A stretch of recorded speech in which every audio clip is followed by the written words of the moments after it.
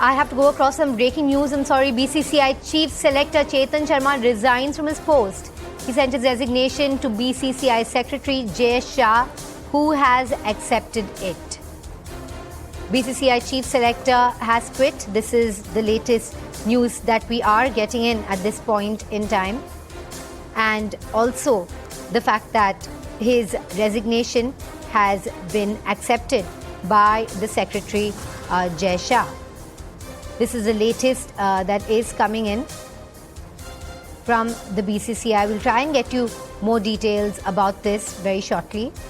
This is some developing news that we're getting to you at this point in time. Chetan Sharma's resignation. Going across to my colleague K. Srinivas, Group Editor, Sports. Now Chetan Sharma quitting BCCI Chief Selector. Big news coming in. Of course. And this was purely a result of the guilt, post what had happened. There are many stories coming out in terms of how this happened and what Chetan fell for. I mean, it's very unfortunate that you go around and talk about an organization that you are employed with, and this is absolute unprofessionalism.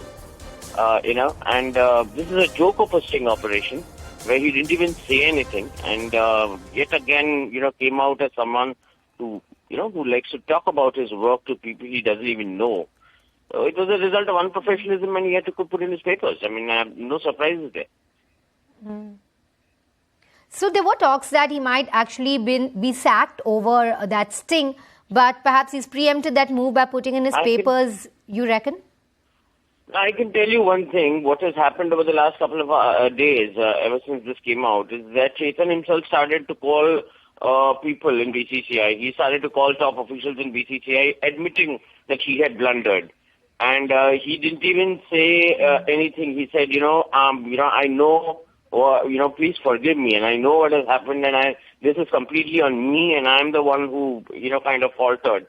And I have no choice but to, walk away from here. I have no face to show anymore after what has happened. I mean, these are Chetan's words to some of the top BCCI officials. So, he more or less admitted to them that, this was all his doing.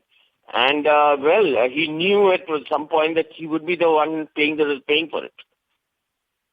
Right, K. Srinivas, Group Editor, Sports 18 there speaking to us.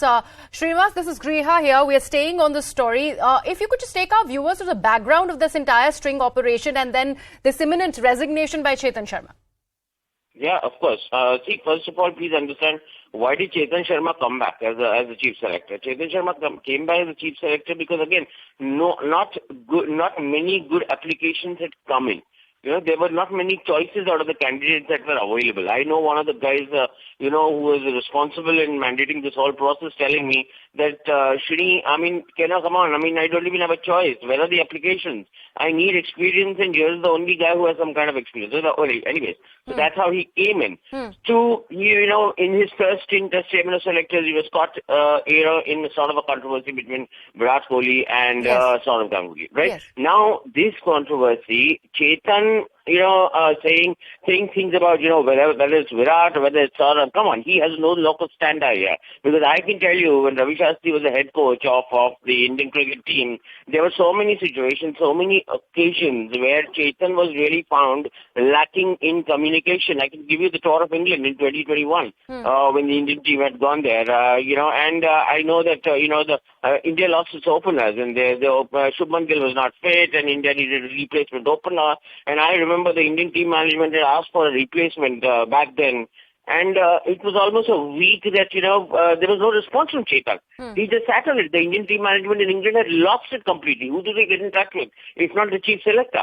So, for a while now, there has been this problem with Chetan. And the fact that, with someone of the stature of Rahul Dravid as the national coach, what 11 are you going to pick when Rahul Dravid wants to have a say? Do you really have that standing in front of a Rahul Dravid to pick who the openers should be or who should play at number 3 for India? And I thought it was time for Chetan to leave, actually. Also, when we talk about that string operation, Srinivas, that he boasted of his close relationships with Rohit Sharma, further gone on to talk about how there was a massive ego clash between the two Indian captains. And that, of course, is going to weigh down heavily on Team India, so to speak. This action was pretty, imminent, like I already said, considering this was already out, and he did not contest it also.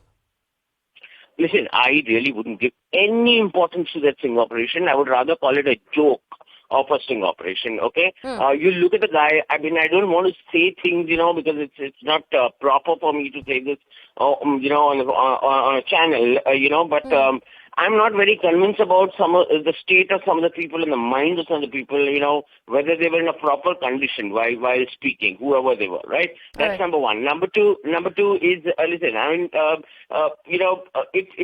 he's not said anything of any consequence. It's all random rubbish talk. It's small talk that's happening. Talking about injections. I mean, are you mad? Tell me a professional sports person who's not on painkillers. So what world are you in? And I'm appalled. I'm appalled that some of the senior voices in this country, are actually, talking about it and raising questions, whereas they should understand that, you're talking about the Indian cricket team, 11 guys who represent this country. Yes. You may not like their performance. You may have a problem with what they have scored and how many wickets they've taken. That's fine. It's a game and you're supposed to have your problems. But to question somebody's integrity out there, I mean, it's horrible. And there are too many names he has taken, Srinivas. In fact, hold your thoughts there. Let me actually bring in Anand Narasimhan also, who is with us on the broadcast. Anand, did you see this coming? Well, one did see a certain amount of an explanation that would have been sought from Chetan Sharma because of what has been caught on camera. But the other aspect is that the moment you are sending this person out and you are sacking him, that means you are giving credence to whatever he has said. Yes. Should there have been legal action that should have been taken, or should there have been a rush to try and sack him the way they have done? These are all questions which are out there, but it's happened. That means clearly that the BCCI has not taken kindly that their chairman of selectors or a key man has been caught on camera uttering certain things in whatever state of mind he would have been. But he has uttered certain things which has also brought disrepute to certain players and certain cast aspersions on some glowing careers and phenomenal work that is being done. And this is right bang in the middle of a test series, an all-important test series. That's the Border Gavaskar Trophy, which India not only have to win to retain the Border Gavaskar Trophy, but they need to win 2-0 at least so that they make it to the ICC Test Championship. And you're talking about players who are legends in their own right, and they have given their sweat and toil, if not more, in the service of the country. So clearly things have not gone down well, and somewhere the indication has been, and it's because of the embarrassment that it has caused everybody all around, that he has done what he has done. But it does reflect poorly on how vulnerable some of the top people in the country are and how they can get caught with their pants down, if I may use that expression. And this is something which everybody will have to reflect in. And the other thing is that people in such places, no matter what state of mind they are in and no matter who they are sitting with, they cannot indulge in any kind of loose talk. And this is nothing but loose talk. If you get tongues wagging, then somewhere you will have a whiplash.